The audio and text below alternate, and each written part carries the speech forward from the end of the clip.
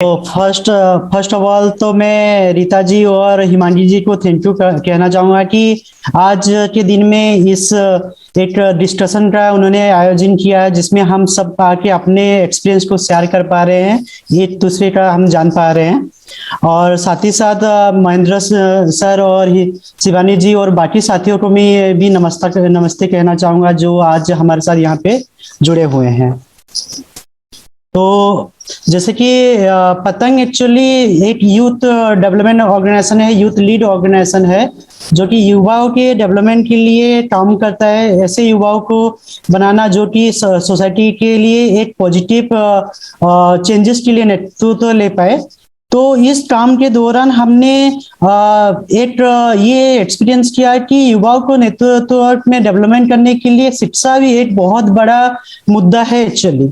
तो उस चीजों को लेते हुए जब हम एजुकेशन में काम करने के लिए गए, ड्रॉप आउट बच्चों के साथ और स्कूल गोइंग बच्चों के साथ हम जब काम करने गए, तो सिमिलर जो पहले हिमांशी जी और शिवानी जी भी प्रेजेंट कर रहे थे कि एक एक्सपीरियंस हम लोग का हुआ कि स्कूल का जो लैंग्वेज है और बच्चा जो अपने आसपास या अपने घर में जो बोलता है उस लैंग्वेज में बहुत बड़ा एक गैप है। स्कूल का जो एजुकेशन है वो बच्चे का कल्चर ट्रेडिशन जो उसका डेली बेसिस जो प्रैक्टिस है, उसका डेली बेसिस जो लैंग्वेज है, साइंस है, ईवीएस है, जो वो बचपन से देखता आ रहा है उसके साथ उसका कहीं ना कहीं एक कनेक्शन नहीं है। साथ ही साथ उस चीज का रेस्पेक्ट भी नहीं है। साथ ही साथ बच्चे जो स्कूल में जो चीज हो रहा है उसमें बच्चा लिंक नहीं कर पा रहा है, जिसकी वजह से उसको स्कूल में आना और स्कूल में आके बैठना उसके लिए एक बहुत बड़ा संघर्ष है और उसको एक्सक्लूड कहीं ना कहीं एक्सक्लूडेड फील हो रहा है चीजों को लेते हुए। तो पतंग में इस चीजों को लेते हुए ही हम आगे बढ़ रहे हैं ताकि ये जो चीज है वो कैसे दूर हो पाए, एड्रेस हो पाए। तो 2016 से हमने मल्टीलिंगुअल एजुकेशन प्रोग्राम शुरू किया और बच्चों के साथ हम काम करना शुरू किया। ये हम लोग का अप्रोच है। हम बच्चों के साथ जो काम कर रहे हैं स्कूल में और कम्युनिटी में काम कर रहे हैं, हम मिक्स अप्रोच को लेते हुए काम कर रहे हैं। इसमें होल अप्रोच और पार्ट अप्रोच दोनों हम शामिल कर रहे हैं। एक बच्चा जब स्कूल में आता है वो अपना हर चीज को वो एक्सप्रेस करता है, सेंटेंस में एक्सप्रेस करता है। वो कभी नहीं बोलता है कि या ऐसा नहीं बोलता। वो बोलता है कि मुझे खाना चाहिए या मैं पढ़ाई करना चाहता हूँ या मुझे खेलना चाहता हूँ। वो पूरा जो अपना व्याख्या है वो सेंटेंस में करता है। तो उसकी वजह से हमने उस चीजों को लेते हुए डिजाइन किया है कि हम लोग का जो क्लास 1 में जो बच्चा आता है वो अपना मदर टंग में ही पढ़े। क्लास 2 में जब बच्चा आएगा तो मदर टंग के साथ साथ जो स्कूल का लैंग्वेज है, जो एकेडमिक लैंग्वेज है, वो चीज को हो जाए।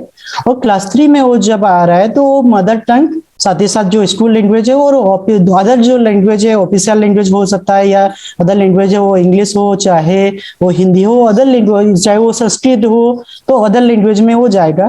तो हम mother tongue plus school language plus official language इस अप्रोच में हम काम कर रहे हैं एमिली को लेते हुए। कुछ लर्निंग जो मॉडल को हम इसमें शामिल किए हैं और जो है कि पार्टिसिपेट लीड अप्रोच को हम शामिल करते हैं इसमें, जिसमें कि बच्चा जो है वो सेंटर है। मतलब बच्चा उसमें खुद लीड करेगा, खुद प्रैक्टिस करेगा, उसे जो चाहिए इंटरेस्ट है वो इंटरेस्ट एरिया को लेते हुए डिजाइन होगा। बच्चा जो चीजों को जानता है वो चीजों को लेते हुए हम बाकी चीजों को कैसे एड्रेस करें वो चीजों को लेते हुए इसमें है। एक्सपीरियंशियल लर्निंग मतलब बच्चा खुद करके सीख के उसमें जा करेगा, उस प्रैक्टिस करके करेगा, तो जिसमें से वो लर्निंग को वो रटेगा नहीं, वो एक्सपीरियंस करेगा।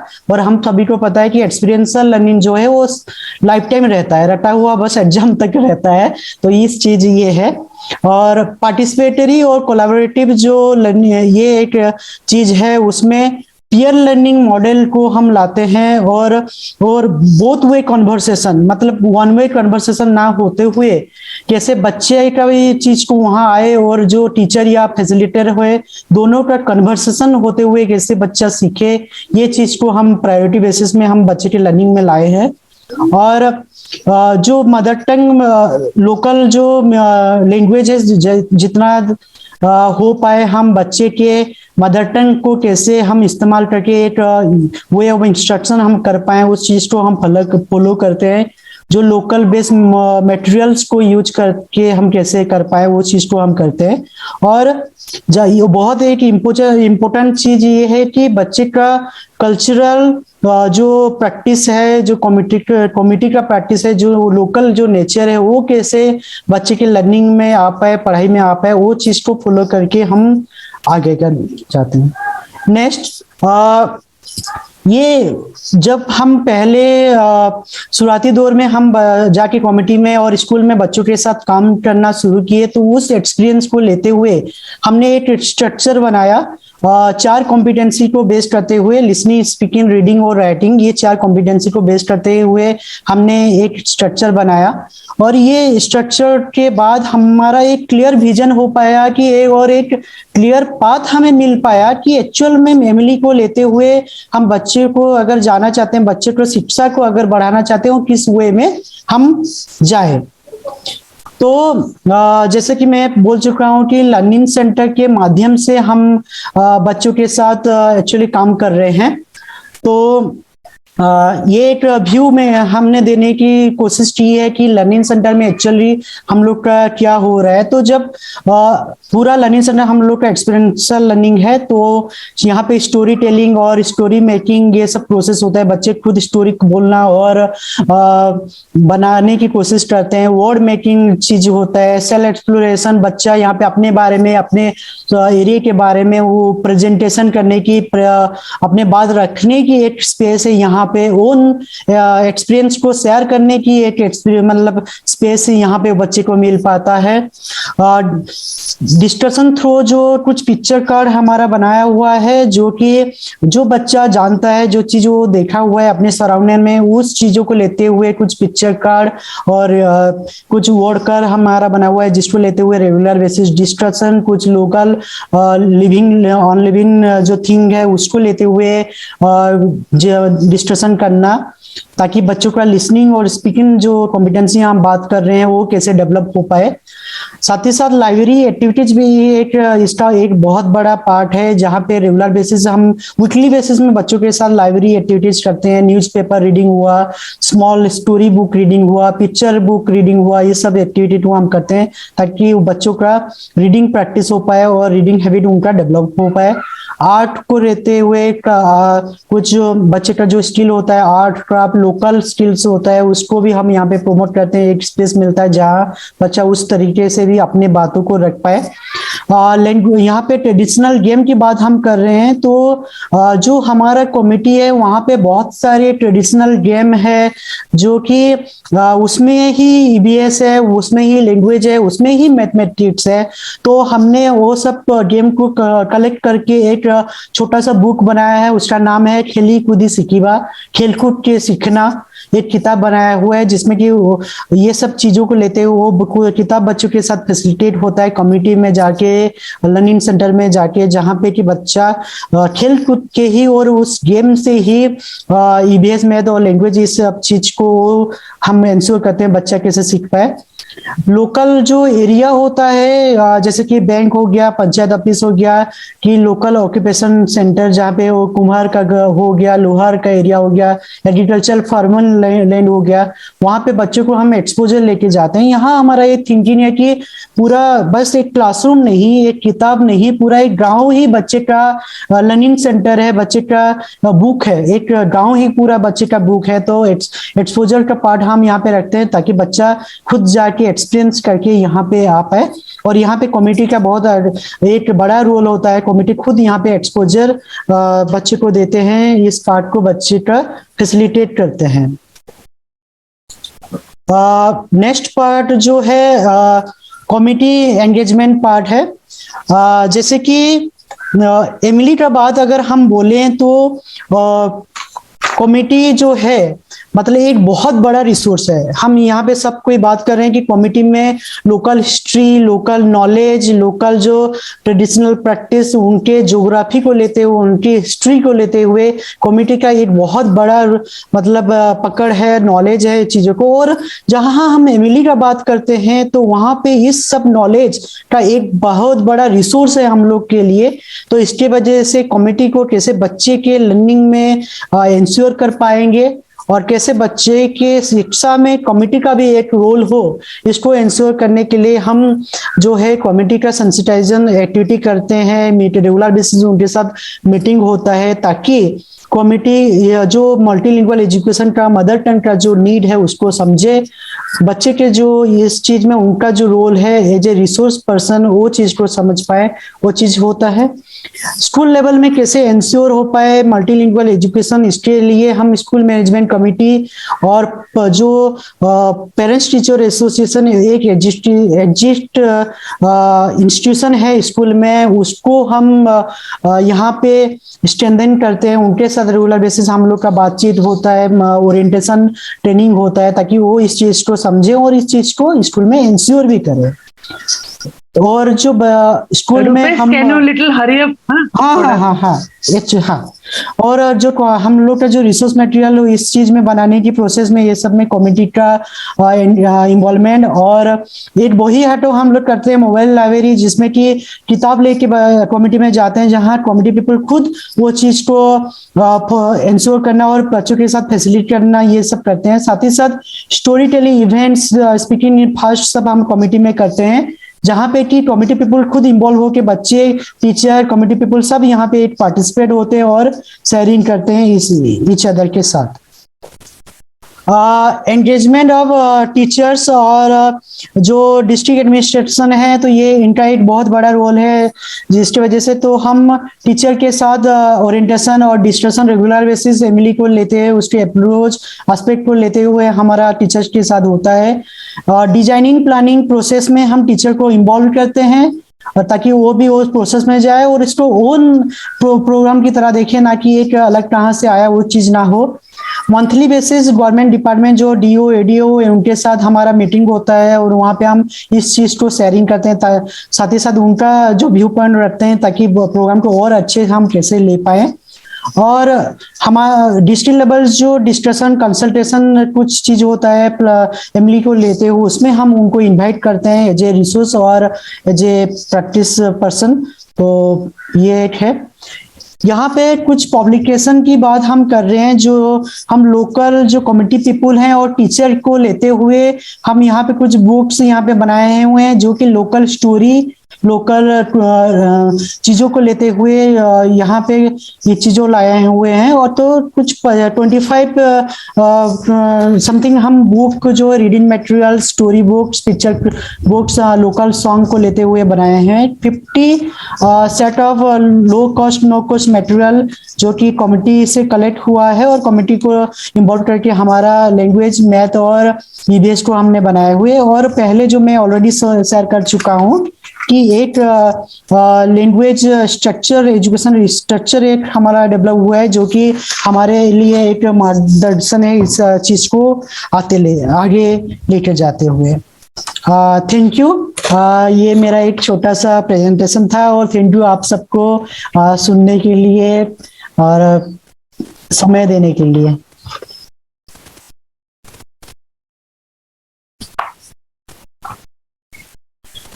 Yes, thank you very much, Rupesh. I think Anjali wants to speak, say something. Anjali, I'll come back. I'll come to you. आप थोड़ी देर में आती हूँ। आपकी भी बहुत अनुभव है और आप जरूर हमारे इस चर्चा में कुछ हमें इंसाइट्स दे सकती हैं। पर इसको डिस्कशन को आगे लेते हुए मैं बढ़ना चाहूंगी। रुपेश, पहले तो thank you for a beautiful presentation. और जो संघर्ष की बात महेंद्र जी कर रहे थे, वो संघर्ष जारी है। और पर हम देख रहे हैं कुछ साल से हमें काफी ज्यादा मदद मिल रही है डिस्ट्रिक्ट एडमिनिस्ट्रेशन से। और मुझे लग रहा है कि जो हमारी एमएलई पॉलिसी है उससे भी हम मदद ले पा रहे हैं, because it's giving us at least some legitimacy to do this kind of work in the state, and I think that's something that we can see कि अगर हम बाकी स्टेट में एज ए नेटवर्क हम आ सकते हैं, उसको बढ़ावा दे सकते हैं, उस पर हमें एक वे फॉरवर्ड शायद हो सकता है. So thank you for that. Now I will go to Shivani. And Shivani, आपने तो इस पे काफी काम किया है, और ये कहीं ना कहीं एविडेंस की तो अभी आवश्यकता नहीं है कि mother tongue based multilingual education जो है वो हमेशा बेहतर साबित हुआ है बच्चे के लिए, स्कूल के उसके एकेडमिक परफॉर्मेंस के लिए. तो उसके बावजूद भी हम क्यों फिर वापस चले जा रहे हैं, जो हमारा मीडियम ऑफ इंस्ट्रक्शन जो वो डोमिनेंट लैंग्वेज में हो जा रहा है. मंजूला मिश्रा जी ने जरूर इसकी जो पॉलिटिक्स के बारे में थोड़ा बहुत बताया उन्होंने, but if you can really give us little more insight that would be helpful. Sure. देखिए, एक महत्वपूर्ण रीजन, इसीलिए मैंने जब अपनी बात रखी थी तो ये कहा था कि सभी की भाषाओं को शुरू से आगे तक रखना बहुत जरूरी है. जिन भी लोगों ने फील्ड पे काम किया है वो सब जानते हैं कि देखिए, अगर आपके इकोनॉमिक अपॉर्चुनिटीज और हायर एजुकेशन का एक्सेस सिर्फ कुछ लैंग्वेजेस में रहेगा तो बहुत स्वाभाविक है कि पेरेंट्स, गार्डियंस, टीचर्स भी एक एंजाइटी महसूस करेंगे, राइट, कि अगर आगे जाके बच्चे को हायर एजुकेशन का एक्सेस सिर्फ अंग्रेजी में या हिंदी में या उड़िया में मिलेगा तो फिर वो मातृभाषा को सिखा के कहीं गलती तो नहीं कर रहे हैं, राइट. इनफैक्ट इंडिया के अगर हम स्टैटिस्टिक्स देखें, then I think a very significant percentage of higher education actually is exclusively in English.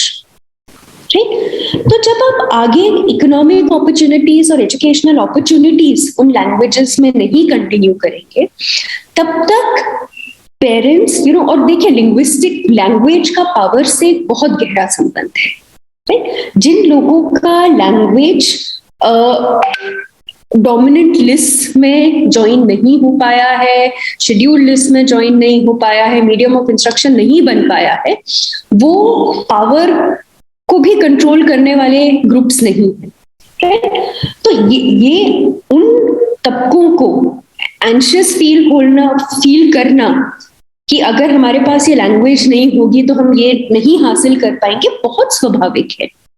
And we have to understand where they're coming from rather than thinking कि ये लोग जानते नहीं हैं, ये लोग समझते नहीं हैं. ये लोग समझते हैं और शायद हमसे बेहतर समझते हैं.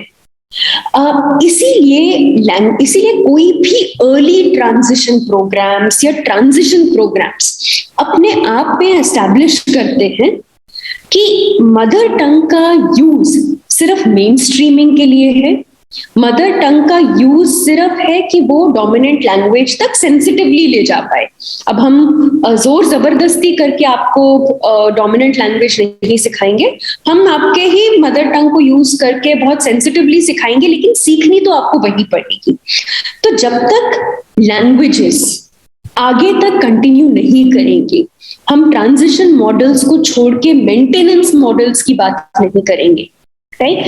हम हायर एजुकेशन और रिसर्च और लैंग्वेजेस में एक्सपैंड नहीं करेंगे तब तक ये एंजाइटी रहेगी, और ये एंजाइटी जस्टिफाइड है, राइट. यहाँ पे इसीलिए बहुत बहुत ज्यादा जरूरी है कि हायर एजुकेशन का एक्सेस भी इंग्लिश सेंट्रिक ना रहे. और दूसरी चीज ये भी है कि देखिए, उड़ीसा में महेंद्र जी ने काम किया है, बहुत लोगों ने काम किया है शुरू में, क्योंकि मैं एज अ रिसर्चर जो वो काम कर रहे थे उसको डॉक्यूमेंट की हूँ. शुरू में जब हम एमएलई स्कूल शुरू हुए थे, ये आंध्रा में भी उड़ीसा में भी, जब हम जाते थे तो बहुत बार कम्युनिटी इंटरैक्शंस में कम्युनिटी के लोगों को खुद इस चीज पर भरोसा नहीं था, या not everybody was happy that multilingual education was being introduced. कुछ लोग एकदम खुश थे, कुछ लोग शायद नहीं भी थे. लेकिन मैंने 2009 से जाना शुरू किया था, 2013-14 तक मैं गई हूँ, और उसके बाद 2017-18 में भी गई हूँ. 3-4 साल बाद जाके वही लोग अब डिफरेंस देख पाते थे अपने उस बच्चे के पढ़ाई में और सीखने में जो डोमिनेंट लैंग्वेज स्कूल में पढ़ा था और ये बच्चा जो मल्टीलिंगुअल एजुकेशन स्कूल में जा रहा है, मैंने अपने फील्ड वर्क के दौरान ये तक देखा है कि बच्चों को माता पिता ने किसी प्राइवेट इंग्लिश मीडियम स्कूल में डाल दिया है। ये मैं पार्लखेमुंडी की बात कर रही हूँ, उस ब्लॉक के कुछ गांव की बात कर रही हूँ, और बच्चों ने जिद करके दोबारा मल्टीलिंगुअल एजुकेशन स्कूल्स में आए हैं कि यहाँ पे समझ में आता है, यहाँ पे हमको लगता है कि हम भी क्लास में पार्टिसिपेट कर रहे हैं। तो कम्युनिटी को भी देखिए आपको उनको टाइम देना पड़ेगा, उनको डिसीजन मेकिंग के प्रोसेस में इन्वॉल्व करना पड़ेगा, और हायर एजुकेशन को बाकी लैंग्वेजेस में भी इंश्योर करना पड़ेगा। अदरवाइज ये वाला जो एक कमेंट है कि आप अपने बच्चों को तो अंग्रेजी में पढ़ाएंगे, हमारे बच्चों पे आप हमारा मदर टंग इम्पोज करेंगे, ये एंजाइटी एकदम लाजमी है। और एक चीज मैं जो एक लास्ट पॉइंट छोटा सा जरूर बोलना चाहूंगी कि जो मैं बोल रही हूँ कि multilingual education for all, right, आप अगर देखेंगे only the privileged can afford to be monolinguals. मैं हर साल, जैसे आपने कहा कि मैं मल्टीलिंगुअल एजुकेशन पे कुछ कोर्सेज ऑफर करती हूँ अपनी यूनिवर्सिटी में, और स्टूडेंट्स हर साल एक लिंग्विस्टिक सर्वे करते हैं दिल्ली के ही स्टूडेंट्स पे, और जो हमने पाया है कि मोनोलिंगुअल्स इंडिया में वैसे बहुत कम है, पर जो मोनोलिंगुअल्स आज के जमाने में हैं भी वो उन परिवारों से आते हैं जिसमें माता पिता भी अंग्रेजी में बोलते हैं। एंड देयर आर नो मोनोलिंगुअल्स क्योंकि स्कूली शिक्षा में उनको थोड़ा बहुत हिंदी या कोई और लैंग्वेज तो पढ़नी होगी, but monolingual in terms of what they are comfortable, they are not comfortable in the second and third languages at all. The burden of multilingualism is on the one who's the most distant from the dominant language, right? So if I'm not an English speaker, अगर मैं हिंदी मातृभाषी हूं तो मुझे अंग्रेजी तो सीखनी पड़ेगी, क्योंकि मैं हिंदी मातृभाषी भी नहीं हूं, मेरी मातृभाषा कांगड़ी है, इसलिए मुझे हिंदी और अंग्रेजी तो और सीखनी पड़ेगी। उड़ीसा में जो सौरा ट्राइब का है, उसको सौरा के साथ साथ उसको उड़िया, हिंदी और इंग्लिश तो सीखनी पड़ेगी।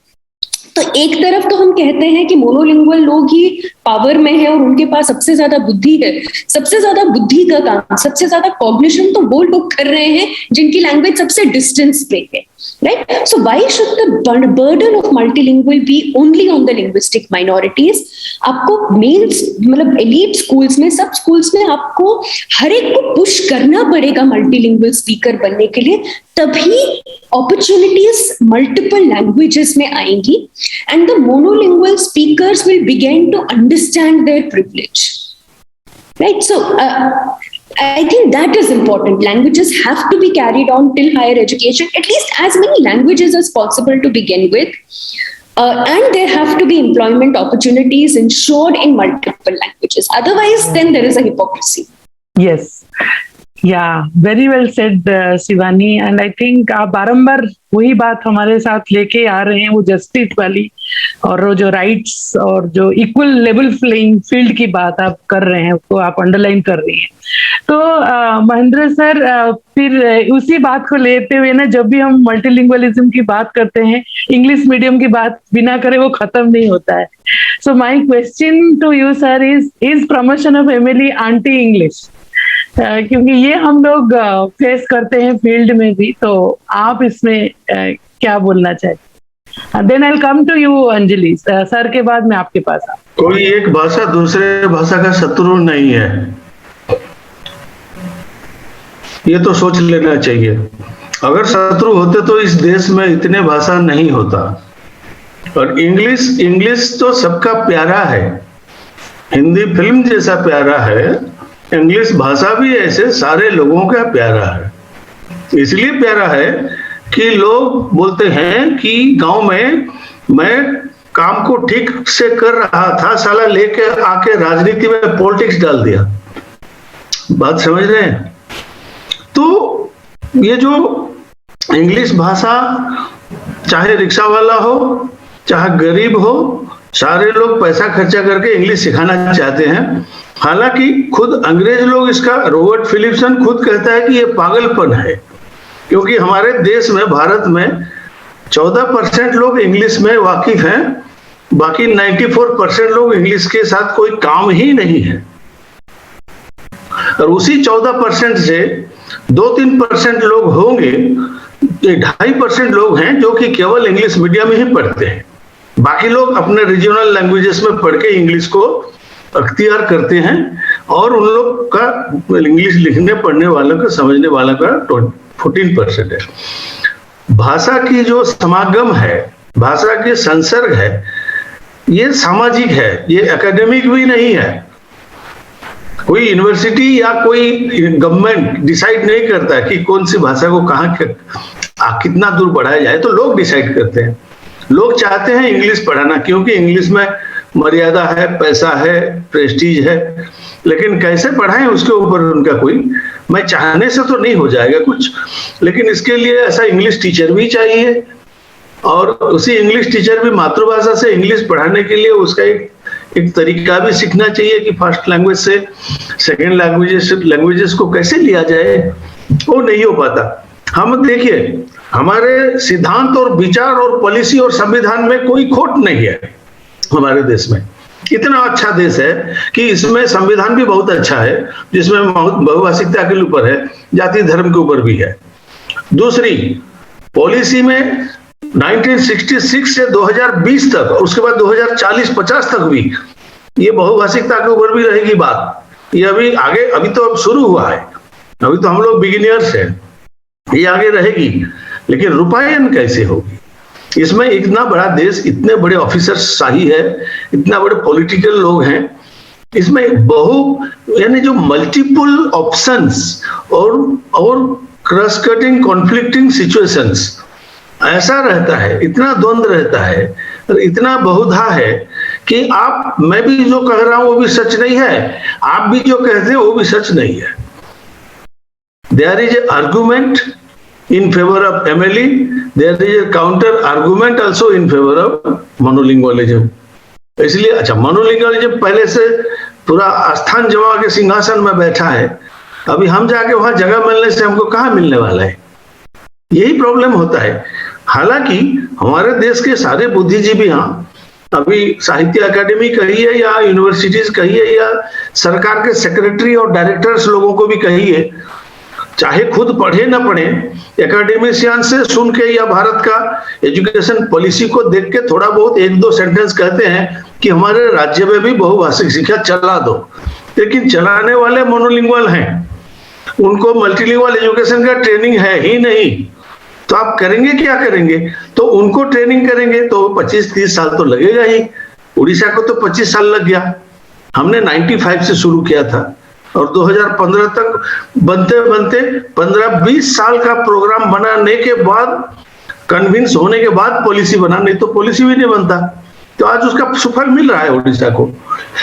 लेकिन छत्तीसगढ़ में हम देखें 9 साल से हम ट्राई कर रहे हैं, कुछ होता है कुछ नहीं होता है, बीच बीच में होते होते रुक जाता है, फिर रुकने के बाद फिर चलता है।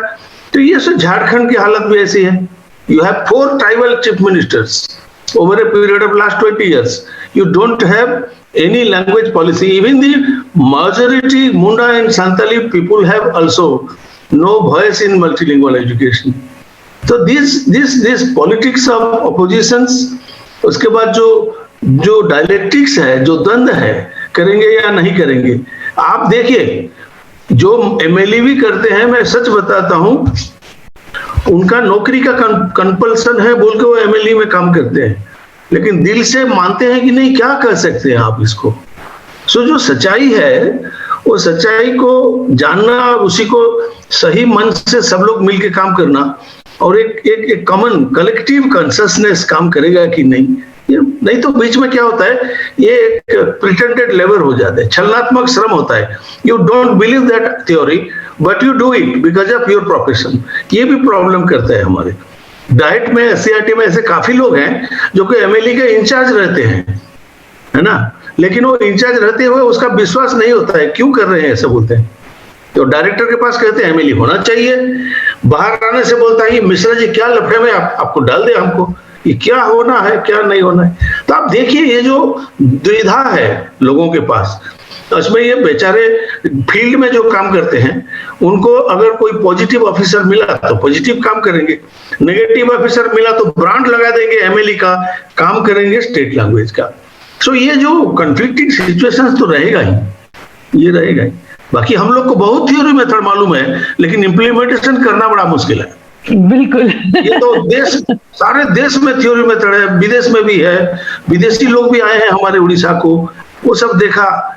लेकिन आपने जो एमएलई किया, हमारा एमएलई अलग है भाई।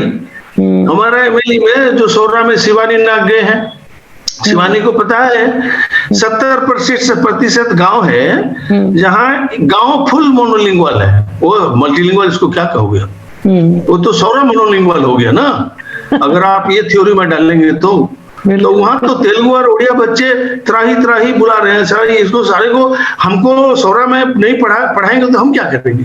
इसीलिए मल्टीलिंगुअल की जरूरत है कि वहाँ उड़िया में भी पढ़ाया जाए, तेलुगु में भी पढ़ाया जाए, कोंद में भी पढ़ाया जाए और इंग्लिश भी बाद में पढ़ाया जाए। तो ये एक समाहित है, ये क्या है ना, रेसिप्रोकेट होना चाहिए लैंग्वेज और कंप्लीमेंट्री होना चाहिए। इस देश का समाज में उसका वो जड़ है।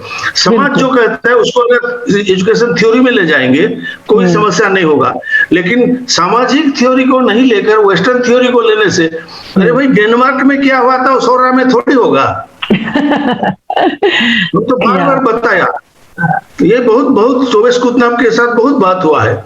मैंने बोला ये हमारा सौरा मोनोलिंगुअलिज्म है, मल्टीलिंगुअलिज्म नहीं है। क्या करोगे तुम जिस जगह में 1000 गांव में अगर 900 गांव के लोग सौरा कहते हैं, तो आप 100 लोगों को लेके, ये तो मेजोरिटी तो सौरा हो गया मोनोलिंगुअल, तो आपका थ्योरी तो वहां नहीं काम करेगा ना, ये प्रॉब्लम होता है। तो इसीलिए मल्टीलिंगुअल एजुकेशन बहुत माने एरिया स्पेसिफिक होना चाहिए। बिली में क्या होगा, वागड़ी में क्या होगा, कुछ कॉग्निनेट लैंग्वेज जैसे छत्तीसगढ़ी और हिंदी मिलता जुलता है ना, तो मराठी और कोई भाषा मिलता जुलता है।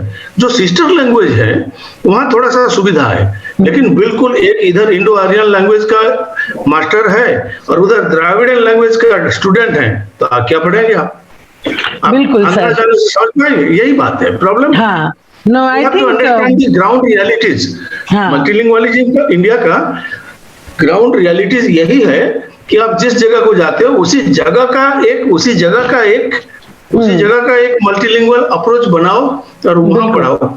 नहीं तो किसी दूसरे थ्योरी लेने से हो सकता है फिट भी हो सकता है, नहीं भी हो सकता है। ठीक है, yes, but yes sir, actually आपका जो शब्द है ना, भाषाएं एक दूसरे के शत्रु नहीं है, उसके लिए आपको बहुत ताली मिला है सर। सो वेरी और मुझे अच्छा लगा कि हम जो एनिमिटी से निकल रहे हैं, कोई किसी का शत्रु नहीं है, ये बहुत बेहतरीन वे है। बट आई थिंक आप जो कॉम्प्लेक्सिटी के बारे में बात कर रहे हैं, जरूर हम सबको उस पर गौर करना चाहिए। I think Shivani wants to make a point, and Shivani, you make a point, then I'll go to Anjali, and Anjali, I'll give you 2 minutes. इसके बाद हम कुछ क्वेश्चंस लेंगे।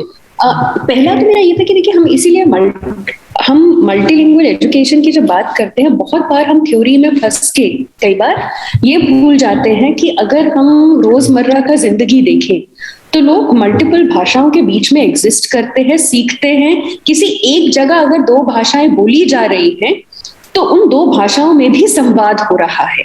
So it's very unlikely that I'm living in a place where 3 languages are being spoken and I just can't make sense of it. You know, आप बच्चों को अलग-अलग भाषाओं के बच्चों को साथ में बिठा के देखिए और आप देखिए वो कम्युनिकेट करेंगे, राइट? लिंक लैंग्वेजेस बन जाएंगी। Languages are active living concepts. They are not static, they are not frozen, they pick from one another.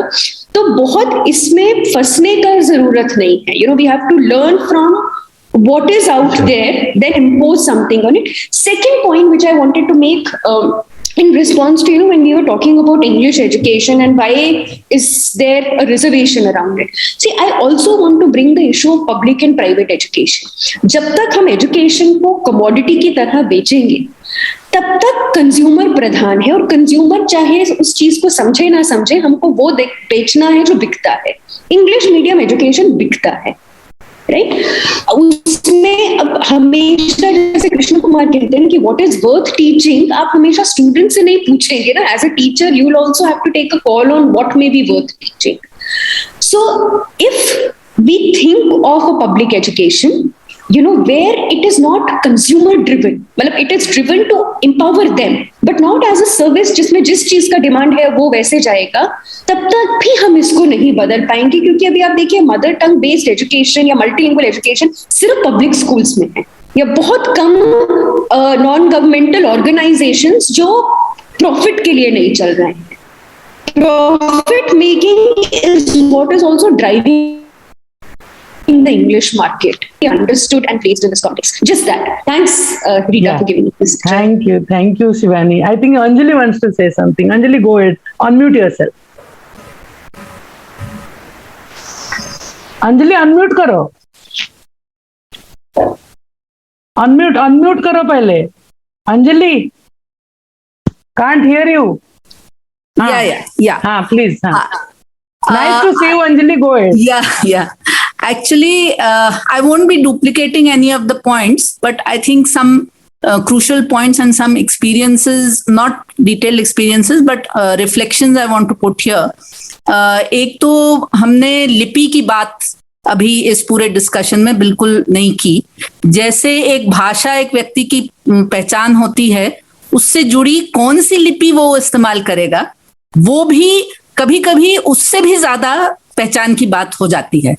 और मैं अभी 2 भाषाओं के संदर्भ में, एक थोड़ा पुराना एक्सपीरियंस है और एक अभी करंटली, मैं खुद एक गोवन हूं और मेरे परिवार में 5 भाषाएं थी, जो जिनमें से 3 भाषाएं 2 पुश्त पहले हमारे एंसेस्टर्स ने छोड़ दी। तो इसलिए मैं एक तरह से मोनोलिंगुअल, और फिर यहाँ की भाषा हिंदी मैंने सीखी। तो मैं बहुत कोशिश कई सालों से, जब से ये मल्टीलिंगुअलिज्म में काम कर रही हूँ, पहले तो कोंकणी सीखने की कोशिश की, लेकिन कोंकणी के आज तक एक एडल्ट को सीखने का एक प्रॉपर स्ट्रक्चर नहीं हुआ। दूसरी भाषा जो गोवा की रही है वो Portuguese, later this thing, but Portuguese रही है। और क्योंकि पोर्चुगीज एक यूरोपियन लैंग्वेज है, तो CEFR में आने की वजह से वहां बहुत बढ़िया तरीके से एक एडल्ट 2-3 सालों में कैसे सीख सकता है वो है।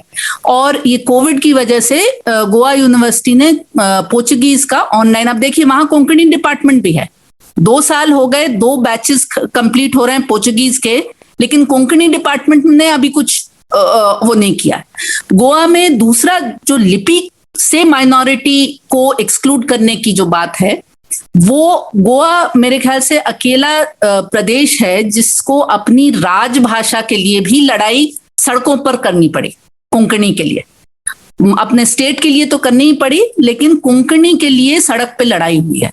और उसमें, उस लड़ाई में देवनागरी स्क्रिप्ट को ही ऑफिशियल पर्पसेस के लिए रिकॉग्नाइज किया है। कोंकणी 5 स्क्रिप्ट्स में लिखी जाती है, 2 प्राइमरी हैं गोवा में, 3 कह सकते हैं, पर्शो अरबिक भी, क्योंकि गोवन मुस्लिम्स भी हैं, अब बढ़ भी रहे हैं, 8-9% हैं करीब। तो रोमी में जो भी काम है, रोमी एसोसिएट होती है, रोमी स्क्रिप्ट विथ द कैथलिक्स। तो रोमी स्क्रिप्ट में जो भी काम है वो प्राइवेटली कैथलिक्स और कैथलिक इंस्टीट्यूशंस ही कर पाते हैं। और अगर उनको वो गरीबों के साथ भी काम करते हैं, अगर उनको एडेड स्कूल मिला है तो उनको देवनागरी में ही करनी। और उनका एक कल्चरल आइडेंटिफिकेशन, मैं उनके साथ यही डिबेट कर रही हूँ कि भैया सीख लो, देवनागरी भी सीख लो। वहां से मुझे समझ में आया द एसोसिएशन फॉर पहचान समटाइम्स ऑफ द स्क्रिप्ट, और उसकी वजह से एक्सक्लूजन।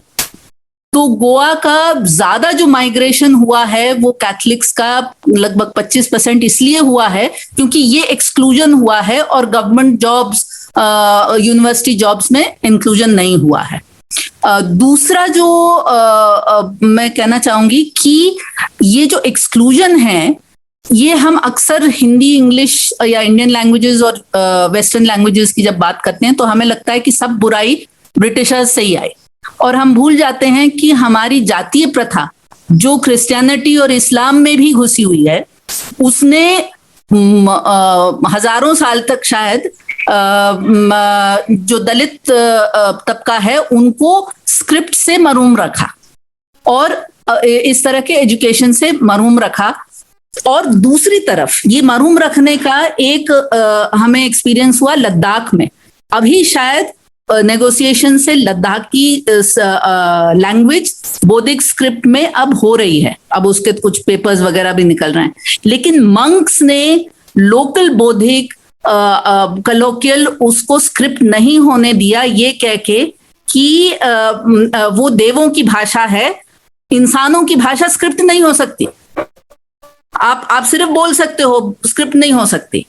और इस रेजिस्टेंस की वजह से और जम्मू और कश्मीर के भाग होने की वजह से सालों साल तक वहां उर्दू मीडियम चलता था पहले, और अब आज की तारीख में भी English medium, government schools are English medium. They can not learn in their own language because of things like this. तीसरी बात जो मैं कहना चाहती हूं कि 22 हमारे जो 8th शेड्यूल के लैंग्वेजेस हैं, 38 are waiting in the wings to become, but उनके लंबी हर एक लैंग्वेज की लंबी लड़ाई जो हुए भी हैं, उनमें भी अब दिल्ली यूनिवर्सिटी जैसा एक central university, capital of India, वहां कितने शेड्यूल्ड ही लैंग्वेजेस में, जो शिवानी बात कर रही थी, ग्रेजुएशन के कोर्सेज आपको मिलेंगे कॉलेजेस में।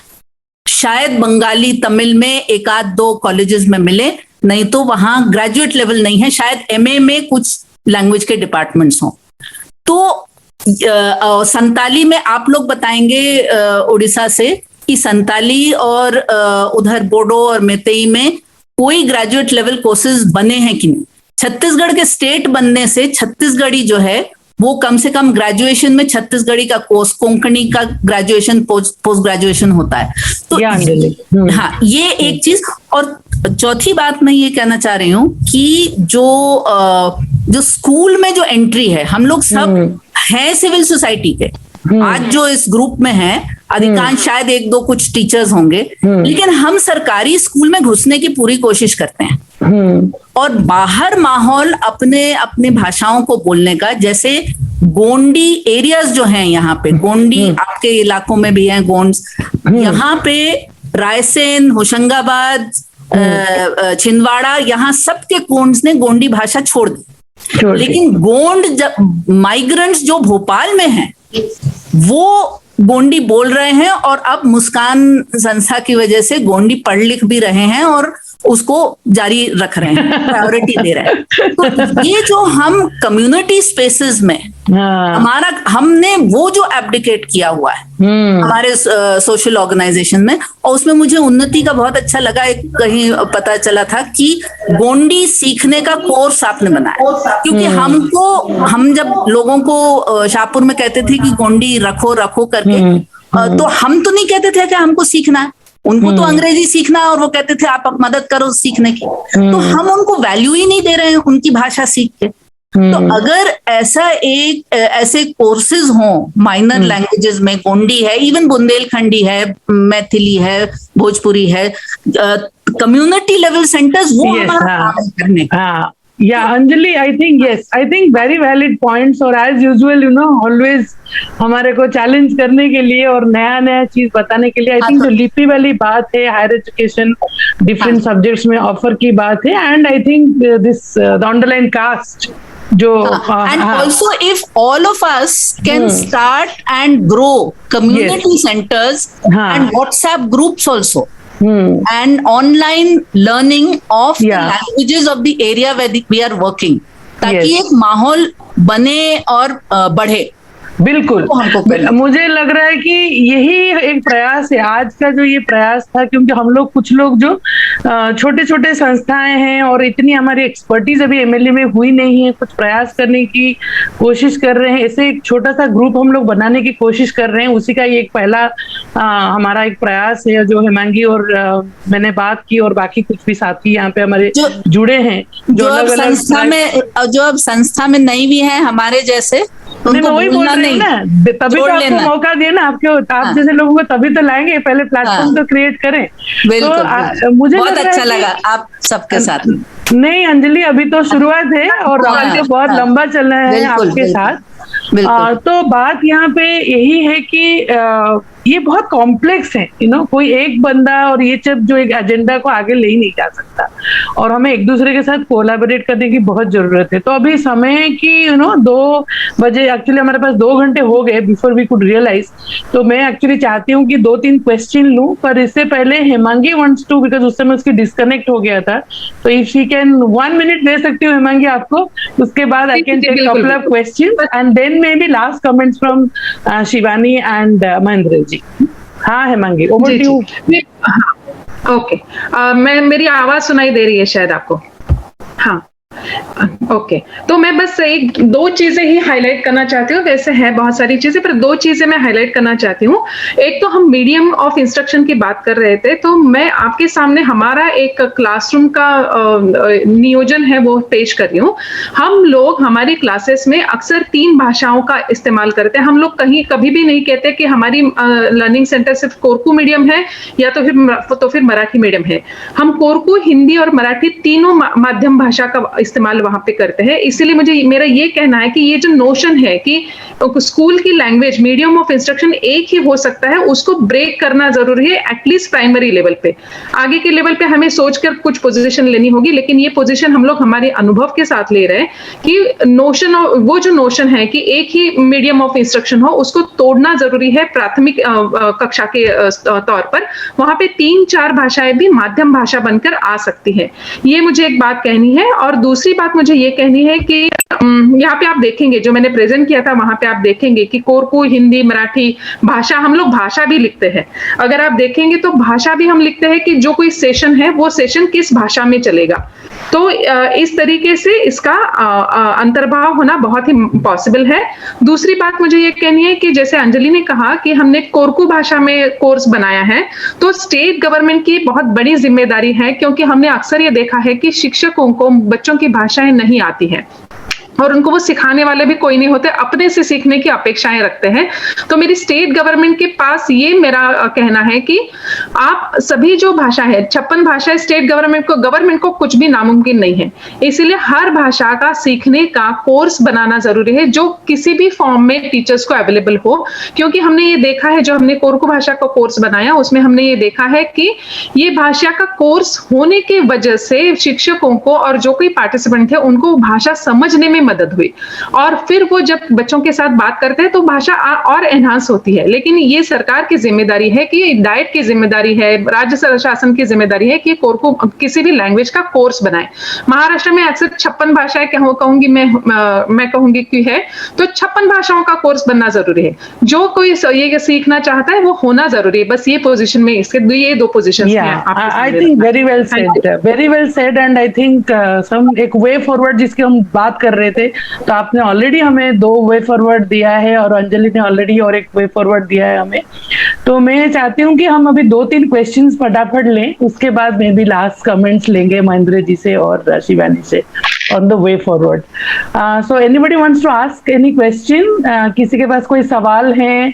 कहीं से भी हो सकता है, आप हिंदी, इंग्लिश और अपनी भाषा में भी आप बोल सकते हैं, हम ट्रांसलेट करने की कोशिश करेंगे। कोई पूछना चाहता है क्या हमें? एनीबडी और एनीथिंग? आपको ये सेशन कैसा लगा, कमेंट भी दे सकते हैं। हाँ, किशोर शायद कुछ कहना चाहते हैं लेकिन म्यूट है। हाँ किशोर, ठीक है। हाँ आई थिंक उन्होंने लिख के दिया है। हाँ ओके, किसी का और कोई सवाल है क्या? क्योंकि हम चाहते हैं सवाल जवाब भी लें। ओके, आई थिंक शायद ये बस एक लाइन और बोलनी थी। किशोर जी कुछ बोल रहे हैं, एक मिनट। हाँ किशोर बोलिए बोलिए।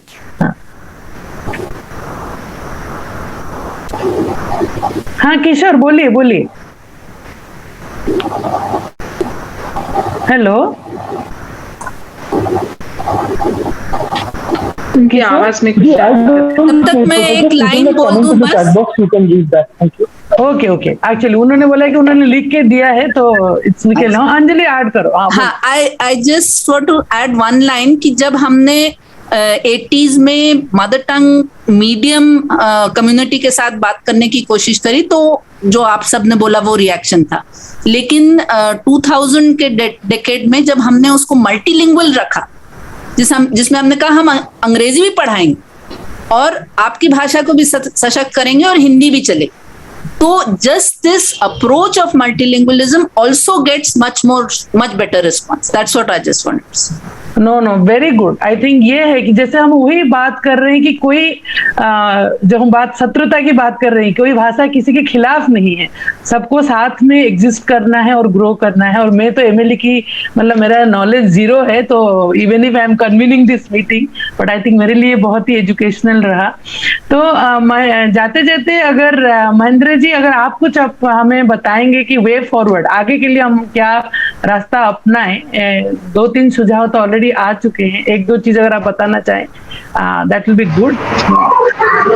Okay, over to you. यही है कि आपके तो राजनीतिक लोकतंत्र है, देश में दिखाई दे रहा है, लेकिन भाषिक लोकतंत्र और सांस्कृतिक लोकतंत्र जिसमें कि 90% लोग 90% लोग जीते हैं, उसी लोकतंत्र को बचाने का सबसे बड़ी प्रयास है ये।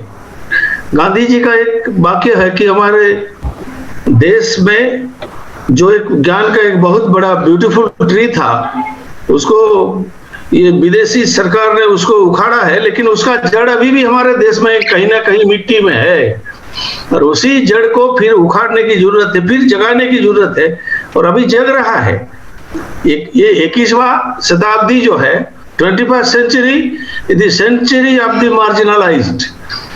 ये 21वीं शताब्दी में सारे लोग जिसको आज तक भी भाषा नहीं मिला, आइडेंटिटी नहीं मिला, अधिकार नहीं मिला, ये अधिकार का शताब्दी है।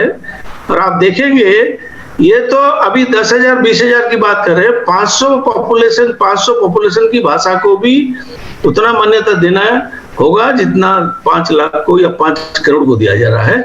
मैं उम्मीद करता हूं कि सारे मित्र जो अपने एक नया प्रयास में चलते हैं, let them feel it as a loving struggle. ये प्रिय संघर्ष होना चाहिए, और ये प्रिय संघर्ष को जितने 25 साल 30 साल जिंदगी भर लगाएंगे, तो आपको एक इस देश की मिट्टी के साथ काम करने का सबसे बड़ा सम्मान और अनुभव मिलेगा। Thank you. मुझे आपका ये शब्द बहुत अच्छा लगा, प्रिय संघर्ष। तो मैं ये मेरा बिगेस्ट टेकअवे है फ्रॉम टुडेज सेशन। तो Shivani, now over to you. Okay, yeah thank you Rita. मैं बस यही कहना चाह रही थी, किशोर जी का सवाल भी पढ़ा कि अल्टीमेटली बात वही है कि हम मल्टीलिंगुअल एजुकेशन की बात की कौन से प्रिंसिपल्स पे करेंगे। सिर्फ आइडेंटिटी इज इम्पोर्टेंट, लेकिन आइडेंटिटी एक कोएग्जिस्टिंग आइडेंटिटीज के स्वरूप में, और आइडेंटिटी का assertion vis-a-vis other identity, these are also questions of our times. तो मल्टीलिंगुअल एजुकेशन का इमेजिनेशन अगर हमारा social justice, equality, democratic participation of all, both in access of knowledge and in production of knowledge, यहाँ से आएगा, तो इसमें identities का एग्जिस्टेंस, उनका स्ट्रेंथनिंग होना किसी के लिए भी खतरे की बात नहीं होगा, राइट। लेकिन और इसमें ये चीजें सच में बहुत इम्पोर्टेंट हैं, पर हम अगर इस सवाल को इस सवाल को हम एकदम एक सोशल जस्टिस के उससे भी बोल सकते हैं, और लैंग्वेज के सवाल को एकदम लिंग्विस्टिक पोजीशनिंग से भी बोला जा सकता है। तो आज के टाइम पे इस सवाल को सही सतह पे खड़े होके पूछना भी बहुत बहुत जरूरी है कि हम बहुत भाषाओं की बात कर रहे हैं, हम भाषाओं के कोएग्जिस्टेंस की बात कर रहे हैं, हम लैंग्वेजेस के जो हायरार्की है, एक लैंग्वेज किसी लैंग्वेज से ज्यादा महत्वपूर्ण है, उस चीज को चैलेंज करते हुए लैंग्वेजेस की कोएग्जिस्टेंस की बात कर रहे हैं। और इसीलिए मुझे थोड़ा एनईपी जैसे डॉक्यूमेंट से संदेह होता है जब वो बोलते हैं कि some our languages are grammatically better और more scientific, because there is nothing to prove that. So our pushing or our fighting for multilingual spaces and multilingual language has to come from a position of equality and coexistence with one another, without hierarchy. Otherwise जो खतरे की बात जो किशोर दरक जी ने जिस तरफ हमको पॉइंट किया, वो फिर उससे जूझना मुश्किल हो जाएगा कि फिर हर एक लैंग्वेज दूसरे लैंग्वेज से लड़ेगा। तो इन्हीं सवालों पे अगर हम मल्टीलिंगुअल एजुकेशन की बात करें, इन प्रिंसिपल्स पे बात करें, डेमोक्रेसी के प्रिंसिपल्स पे बात करें, तो वो शायद इस मूवमेंट को आगे ले जाने में ज्यादा मददगार साबित होगा। Thank you so much Shivani. And मुझे लग रहा है कि समय को देखते हुए मुझे लग रहा है कि इस चर्चा को हमें खत्म अभी करना चाहिए, और ये बातचीत तो चलती रहेगी, बट जैसे हमने बात की, ये सिर्फ मदर लैंग्वेज, हम मदर टंग जब बात करते हैं, एक ही परिवार में मदर टंग्स है ना, एक ही भाषा भी नहीं है।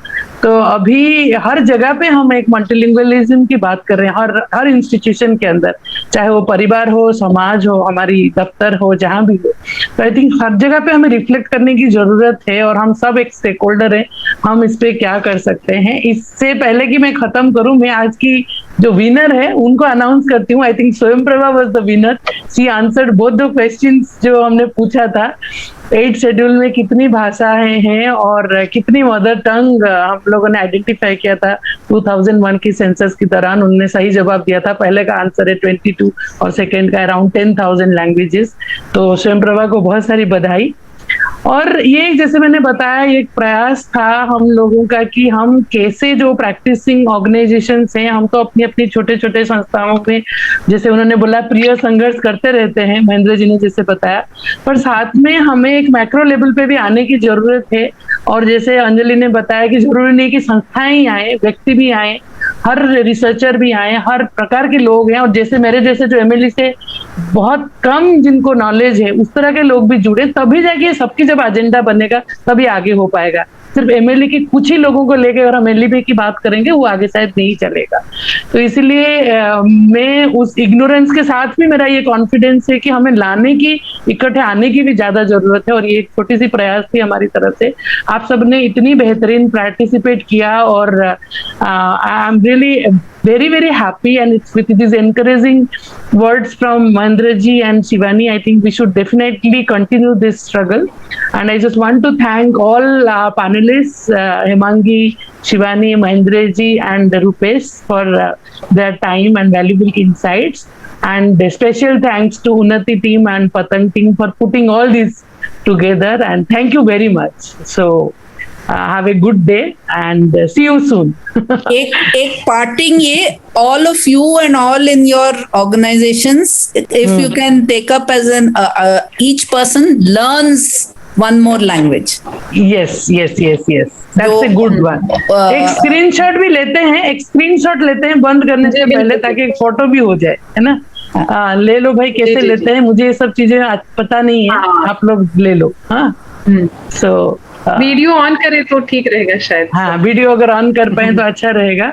एक फोटो ले लें। और स्वयं प्रभा, आपको देख पा रही हूँ, आपको इनाम मिलेगा मेरे तरफ से जब मैं जाऊंगी पतंग में। Thank you. रूपेश आप ले रहे हैं क्या photograph?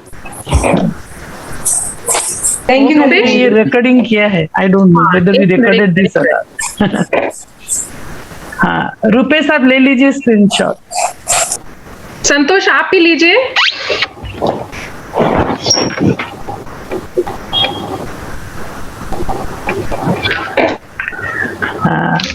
Thank you everyone, thank you very much. Thank you.